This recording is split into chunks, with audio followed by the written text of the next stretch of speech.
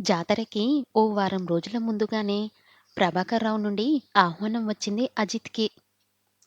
అజిత్ వెళ్ళాడు. 3 గంటలకి బండలాగు పందెం ప్రారంభమవుతుంది అని అందర్నీ బయలుదేరదీశాడు ప్రభాకర్‌రావు. నీరజ కూడా వచ్చింది అఖిలని తీసుకొని. తెల్లగా ఎల్లవేళలా శివుడి ముందు సేవకుడిలా ఉండే నంది ఈశ్వరుడిలా నిండుగా బలిసి హుందంగా ఉన్నాయి. కాడికి కట్టిన 2 ఎద్దులు. కాడి ఒక పెద్ద బండకి కట్టబడి ఉంది. ఆ 2 ఎద్దులు ఆ బండిని లాగుతున్నాయి. ఏ జాతరలో అయినా సాధారణంగా ఎండ్ల పందాలు జరుగుతాయి. బండలాగు పందెంలో గెలిచిన ఎద్దులకి బంగారం బహుమతిగా ఇవ్వబడుతుంది. ఎద్దులు ముందుకు కదల్లేకపోయినప్పుడల్లా పక్కన ఉన్న వాటిని నడుపుతున్న వాళ్ళు వాటి వీపుల మీద విమానం ఎత్తులా అందరూ కలిసి ఒకేసారి మోగిస్తున్నారు. ముళ్ళుకర్రలలో బండను లాగడంతో అంత భారీ ఎద్దులు మెలికలు తిరిగిపోతున్నాయి. నాలికలు వెలుపలికి వెళ్ళుకొచ్చి నురుగలు కక్కుతున్నాయి. 5, 6 నిమిషాలకోసారి వాటి నోట్లో, కల్లో ఏదో తెల్లటి ద్రవం సీసాలతో పోస్తున్నారు. ఒక్కొక్క అంగుళం ముందుకు వేయడానికి అవి పడుతున్న అవస్థ నరకం వర్ణితతంగా ఉంది. బండ కాస్త ముందుకు జరుగుతున్నప్పుడల్లా జనంలో నుంచి ఉత్సాహపూరితమైన కేకలు వెలువడుతున్నాయి. క్రితంసారి ఈ ఎద్దులే బహుమతి గెలుచున్నై. ఈసారి వాటికే దక్కేట్టుంది అన్నాడు ప్రభాకరరావు. జాతరలో ఈ బండలాగుడు పందాలు ఎవర్ని ప్రోత్సాహపరచడానికి ఏర్పాటయ్యాయో గాని నాకు మాత్రం చాలా అమానుషంగా కనిపిస్తుంది రావుగారు. ఈ జనంలో మన గాంధీగారే ఉంటే ఏం చేసేవారో తెలుసా? ఈ ఆచారం మార్చడానికి ఆ ఎద్దుల కాళ్ళ కింద పడటానికి సిద్ధపడేవారు. అయితే మీకు నచ్చలేదా? నచ్చడమా? మనసంతా వికాలమైపోతుంది. ఆ ఎద్దులను హింస పెట్టడం చూస్తుంటే. పందాలంటేనే హింస తప్పదు మరి. పోటీలు, పందాలు, కోడి పందాలు అంతే కదా! రక్తసిక్తమై నేలకు ఒరుగుతాయి. కొన ప్రాణంతో మిగిలింది పందెం గెలుస్తుంది. ప్రభాకర్‌రావు పక్కన నీరజ, నీరజ పక్కన అఖిల నిలబడి ఉన్నారు. సుమారు గంట తర్వాత ఇహ కింద కూలపడి ప్రాణం విడుస్తావేమో అన్న స్థితిలో బహుమతి గెలుచుకున్న ఎద్దులు. ఇంతకు ముందే 2 జతల ఎద్దుల ఓడిపోయాయి. బండలాగుడు పందెం ముగిసింది.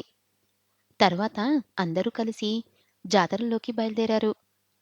అన్ని గుడారాలు, మిఠాయి, స్టీలు, ఇత్తడి, బట్టల దుకాణాలు, మట్టి బొమ్మలు, పిల్లలకి చిత్ర విచిత్రమైన ఆట వస్తువంటూ లేకుండా దుకాణాలు వెలిశాయి. ఓవైపు పుచ్చకాయలు, కారంబుజ పండ్లు గుట్టలుగా పోసి ఉన్నాయి. వచ్చిన వారికి వినోదం ఇవ్వడానికి తాడికళ్ళతో ఓ సినిమా టాకీస్ కూడా వెలసింది. అక్కడక్కడ లాటరీలు కూడా నిర్వహించబడుతున్నాయి. చూడటానికి వచ్చిన జనంతో జాతరంతా మహా సందడిగా, కోలాహలంగా ఉంది. జాతర టైం అయిపోగానే గుడారాలన్నీ లేచిపోతాయి. ఇప్పుడున్న జనంలో అప్పుడు ఒక్కరు కూడా ఉండరు. గుడార వాళ్ళు, తవ్విన పొయ్యిలు, కాస్త చెత్తా చెదరం తప్ప ఇంకేమీ గుర్తులుండవిక్కడ. అంత నిర్మానుష్యంగా ఉంటుంది. గుబులు పుట్టించేట్టుగా ఉంటుంది. నాకైతే మన జీవితాలు ఈ జాతరలాంటివే అనిపిస్తాయి. గుడారాలు ఉన్నంతసేపు ఈ కోలాహలం, ఈ సందడి, ఈ వినోదం, ఈ వికాసం. గుడారాలు లేచిపోయాక ఇక ఏమీ ఉండదు అన్నాడు ప్రభాకరరావు. చేతులు వెనక్కి కట్టుకొని నడుస్తూ. అజిత్ ఏదో మాట్లాడబోయేంతలో ఏదో దృశ్యం కంటపడింది. ఒక ఆడమనిషిని మొగుడు కాబోలు బాగా తన్నేస్తున్నాడు. చేతుల్తో, కాళ్ళతో అది దెబ్బలు తింటూనే నానా బూతులు తిట్టేస్తుంది. వాడికి కోపం నసాలానికి అంటినట్టుగా తమ తగువుకి చివరి పరిష్కారం అన్నట్టుగా బొడ్డులో నుంచి కత్తి తీశాడు. బాబాయ్! నన్ను సంపుతున్నాడు అంటూ అది పరుగు పుచ్చుకుంది. అది ముందు, వాడు వెనక.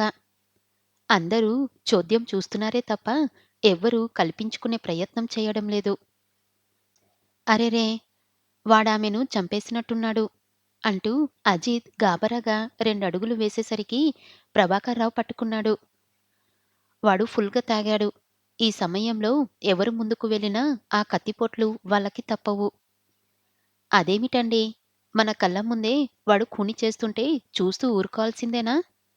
అజిత్ నివ్వెరపోటుతో అడిగాడు. ముందు మన ప్రాణం పదిలపరుచుకుంటే అవతల ప్రాణం గురించి ఆలోచించగలుగుతాం. అజిత్‌ని అతడి మాటలు ఆపలేకపోయాయి. ప్రభాకర్‌రావు చేతిలో ఉన్న తన చేతిని విడిపించుకొని పరిగెత్తాడు. ముందు కాస్త నెమ్మదిగా, తర్వాత బాణం దూసుకుపోయినట్టుగా. అయ్యో! జాతర చూద్దురుమని పిలిచి కత్తిపోట్లకు బలి చేసేట్టయిందే అంటూ ప్రభాకర్‌రావు కూడా పరుగు తీశాడు. అతడిని అనుసరించారు నీరజ, అఖిల. వాళ్ళతదని చేరుకునేసరికి అజిత్ ఆ తాగుబోతుని వెనక నుండి పట్టేశాడు. ఎడం చేత్తో చెట్టేసి, కుడి చేత్తో కత్తిని లాగేసే ప్రయత్నంలో ఉన్నాడు. సన్నగా చువ్వల్లా ఉన్న అతడి చేతుల్లో కాయ కష్టంతో సగబారి కండలు తిరి పర్వతంలా ఉన్నవాడు సింహం చేతిలో లేడిపిల్లలా గింజుకుంటున్నాడు. అంత సన్నటి చేతుల్లో ఎంత బలముంటే పర్వతంలో ఉన్నవాణ్ణి వడిసి పట్టేయగలడు? అఖిల, నీరజ విభ్రంతింగా చూస్తున్నారు. చివరికి వాడి చేతుల్లో కత్తిని లాగేయగలిగాడు అజిత్. కాని అప్పటికే అతడి చెయ్యి రక్తసిక్తమైపోయింది. ప్రభాకర్‌రావు చప్పున తన జేబులో నుంచి కర్చీఫ్ తీసి చుట్టాడు. కత్తి కింద పడ్డాక జనానికి భయం తీరింది. వాణ్ణి పట్టండ్రా! తన్నండ్రా! అని కొందరు ముందుకు వచ్చారు. వాణ్ణి కొట్టొద్దు. పట్టుకెళ్ళి పోలీసులకి అప్పగించండి.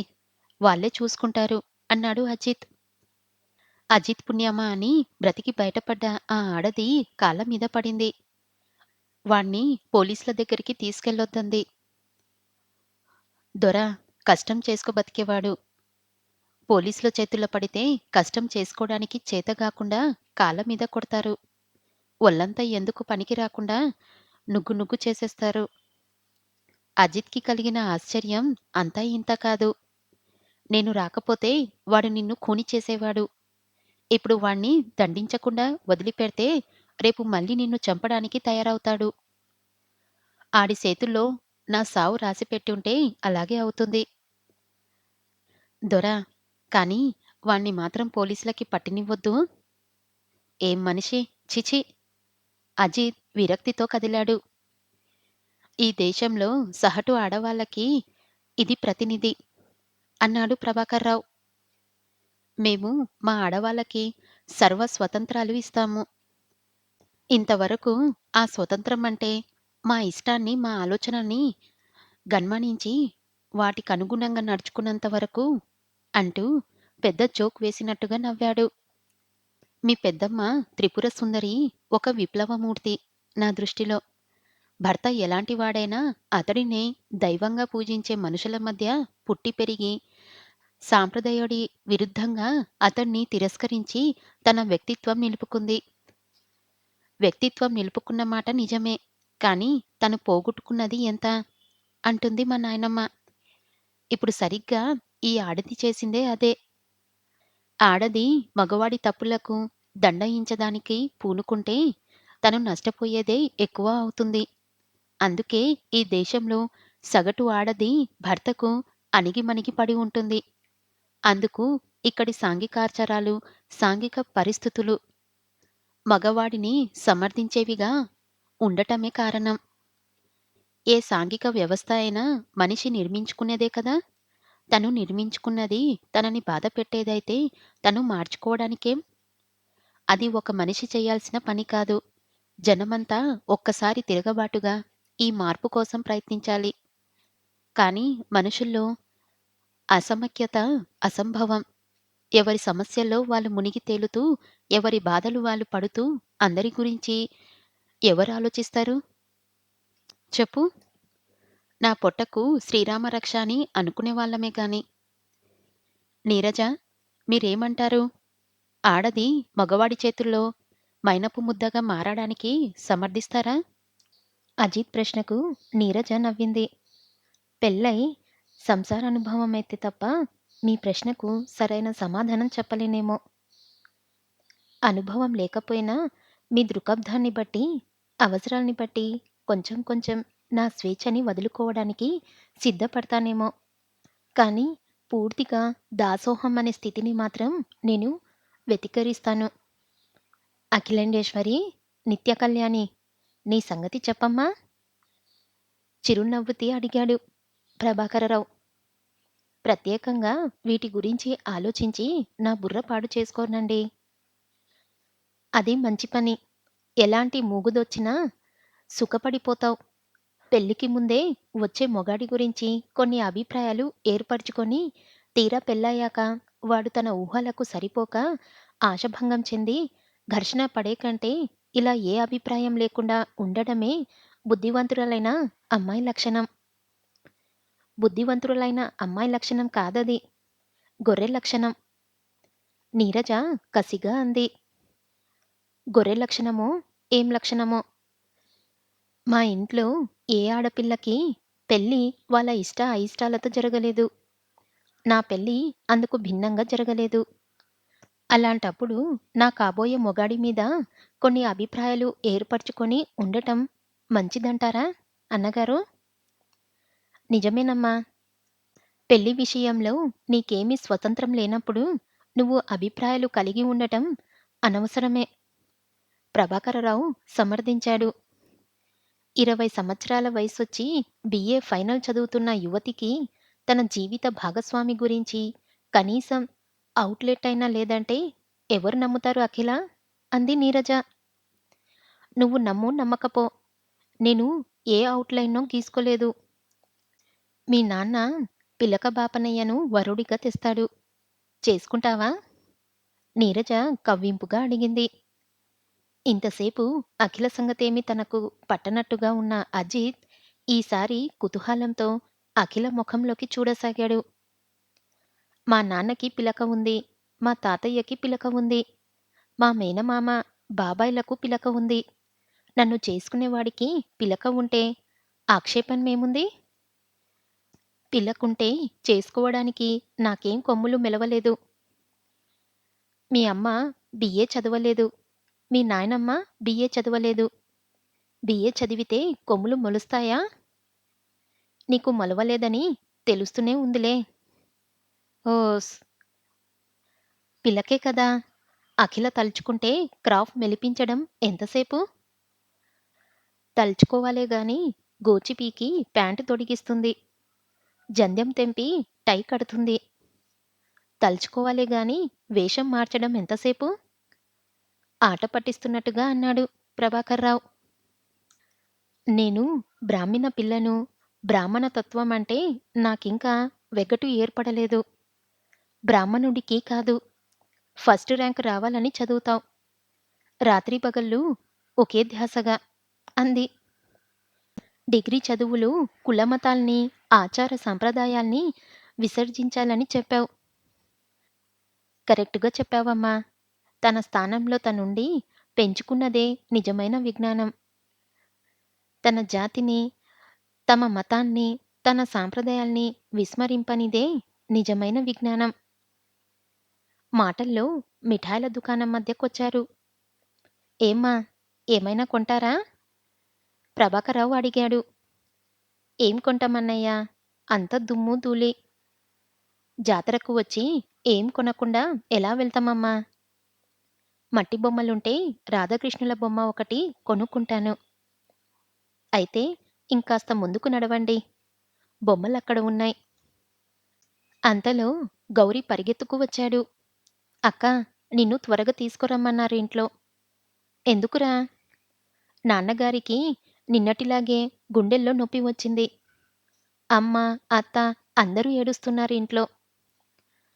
అఖిల ముఖమంతా ఎలాగో అయ్యింది. నేనొస్తాను. నీరజ, వస్తాను. అన్నగారు, మేము వస్తాం. పదమ్మా. అజిత్ కూడా మౌనంగా వాళ్ళని అనుసరించాడు. విశ్వేశ్వరయ్య మంచం మీద బోర్ల పడుకొని ఉన్నాడు. ఉండి ఉండి బాధ భరించలేకపోతున్నట్టుగా పెద్దగా ములుగుతున్నాడు. మంచం చుట్టూ ఇంట్లో ఉన్న పెద్దలు, పిల్లలు గుమిగూడారు. పక్కన ఆయన భార్య కూర్చొని, "ఏవండీ! నన్ను పిల్లల్ని ఏం చేసిపోదామనుకున్నారు?" అని నోటికి చెంగించుకొని ఏడుస్తుంది. ప్రభాకర్‌రావు దగ్గరికి రాగానే వాళ్ళు కొంచెం పక్కకు తప్పుకున్నారు. "శాస్త్రిగారు, ఏమిటి బాధ?" అని అడిగాడు వీపు మీద తట్టి. గుసపాలతో పెగిలించి వేస్తున్నట్టుగా గుండెల్లో నొప్పి. "డాక్టర్‌ని పిలవలేదా?" "ఆయన నిన్నటి నుండి ఊళ్ళో లేరంట." జవాబు పరమేశ్వర శాస్త్రి నుండి వచ్చింది. 5 నిమిషాల పాటు మౌనంగా. ఆయన పరిస్థితి గమనించిన అజిత్, "ఆయనకి తక్షణం వైద్య సహాయం అందాలి. మీకేమీ అభ్యంతరం లేకపోతే నా కార్‌లో సిటీకి తీసుకెళ్తాను" అన్నాడు. "అంతకంటేనా బాబూ? ఆయనకి కొడుకు చావు బ్రతుకుల మధ్య ఉండగా పంతాలు, పట్టింపులు జ్ఞాపకం రాలేదు. యావండి, ఆ అబ్బాయి సమయానికి దేవుడిలా వచ్చాడు. కార్‌లో పట్నం తీసుకువెళ్తానంటున్నాడు. వెళ్దామా?" దుఃఖంతో పుడుకుపోయిన స్వరంతో అడిగింది మహాలక్ష్మి, ఆయన భార్య. "వద్దు. ఇప్పుడు ఎక్కడికి వద్దు. ఎక్కడికి వెళ్ళడానికి నాకు ఓపిక లేదు" ఆయన నీరసంగా అన్నాడు. "కార్‌లోనే కదండీ!" "ఉహూ, వద్దు. శాస్త్రిగారు, ఈ సమయంలోనా మీరు మంకు పట్టుపట్టడం?" ప్రభాకరరావు మందలింపుగా అన్నాడు. "ఆయువు సరిగ్గా ఉంటే వెళ్ళకపోయినా బ్రతుకుతాను. అది లేకపోతే సాక్షాత్తు ఆ ధ్వనంతరి దగ్గరికి వెళ్ళినా బ్రతుకుతాను. మానవ ప్రయత్నం తర్వాతే దైవానుకూలత. భార్య బిడ్డల్ని అన్యాయం చేసిపోవాలని మీకంత కోరికగా ఉంటే అలాగే భీష్మించుకోండి." "భీష్మించుకోవడం కాదు రావుగారు. ఆ ఆస్పత్రి వాతావరణం నాకు పడదు. ఆ మైల పలక మీద నేను పడుకోలేను. అసలు ఆ మందుల వాసన భరించలేను. ఇక్కడుంటే పోనీ ప్రాణం అక్కడి వాతావరణానికి తట్టుకోలేక చెప్పకుండా పారిపోతుంది. ఇంతింత కంగారు అనవసరంగా పడుతున్నారు. నాకేం కాలేదని చెప్పడానికే మొన్న కూడా ఇలాగే వచ్చింది నొప్పి. అదే తగ్గిపోయింది. ఏ నొప్పైనా పర్వాలేదు. గుండెల్లో నొప్పి నమ్మకూడదు శాస్త్రిగారు." "అబ్బా! విశ్వేశ్వరయ్య" బాధతో గుండెల మీద నొక్కుకున్నాడు. "ఆయనది హార్టెటాక్‌లా ఉంది. ఆయన్ని బలవంతంగా అయినా సిటీ తీసుకెళ్ళాలి. ఆయన ఇక్కడ్నుండి కదలననడం ఆత్మహత్య సదృశం" అన్నాడు అజిత్. విచారవందనంతో ఆయన తల దగ్గర కూర్చొని ఉన్న త్రిపుర, "అన్నయ్య, నీ ప్రాణం నీ ఒక్కడిదే అనుకుంటున్నావేమో. అది మా అందరిది. దాని అవసరం మా అందరికీ ఉంది. డాక్టరు లేక, మందులు లేక నిన్ను పోనివ్వం. నిన్ను బలవంతంగానైనా తీసుకెళ్తాం. అజిత్, ఇహ చూస్తూ ఊరుకుంటే లాభం లేదు నాయనా. నువ్వు ఆ పక్కన పట్టు, నేనీ పక్కన పడతాను" అంది అన్నగారి రెక్కపట్టుకు లేపుతూ. "ఈ ప్రాణం మీద హక్కు మీ అందరిది ఉన్నప్పుడే ఇహ నేనేం చేస్తాను? కానీ అక్కడ నేను ఆహారం తీసుకోకపోతే మాత్రం నన్ను బలవంతం పెట్టొద్దు. ముందు నిన్ను డాక్టర్ చేతికి అప్పగించాలి. ఆ తర్వాత కదా తిండి గురించిన ఆలోచన." ఆయన వెంట మహాలక్ష్మి బయలుదేరుతూ, "నువ్వు రామ్మా త్రిపుర. నాకొక్కదానికి కాళ్ళు చేతులు ఆడనట్టుగా ఉంది. ధైర్యం అస్సలు చాలడం లేదు" అంది. "అజీత్ ఉంటే అందరి పట్టు వదినా. నువ్వేం దిగులు పడొద్దు. నేను కూడా వస్తే ఇక్కడ పిల్లలు మరీ బెంగటిల్లిపోగలరు. నాన్నగారు మడి కట్టుకొని వంట చేసుకోలేరు" అంది త్రిపుర.